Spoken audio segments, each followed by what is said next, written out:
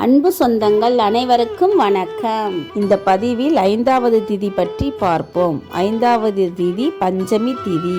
அமாவாசை மற்றும் பௌர்ணமிக்கு அடுத்து வரும் 5வது நாளே பஞ்சமி திதி. பஞ்ச என்பது வடமொழி சொல்லாகும்.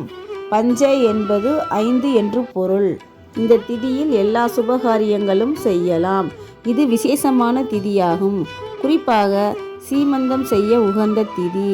மருந்து மாத்திரை எடுத்துக்கொள்ளலாம். இந்த திதிக்கு நாக தேவதைகள் அதிதேவதை ஆவார்கள். எனவே இந்த திதி நாக வழிபாட்டிற்கு உகந்தது. நாகதோஷம் உள்ளவர்கள் இந்த திதியில் வழிபட்டால் நாகதோஷம் விலகும். பஞ்சமி திதியில் பிறந்தவர்கள் தனித்துவமான குணாதிசயம் கொண்டவர்கள். பஞ்சமி திதி சப்த கன்னியர்களில் ஒருவரான வாராகி அம்மனை வழிபட உரிய திதியாகும்.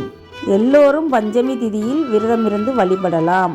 ஆனால் குறிப்பாக பஞ்சமி திதியில் பிறந்த ஜாதகர்கள் இந்த வழிபாட்டை மேற்கொள்வது மிகவும் நல்லது. பஞ்சமி திதிக்கான வளர்பிறை தெய்வங்கள் திரிபுர சுந்தரி, நாகர். தேய்பிறை பஞ்சமி திதிக்கான தெய்வங்கள் இந்திரன், நாகதேவதை.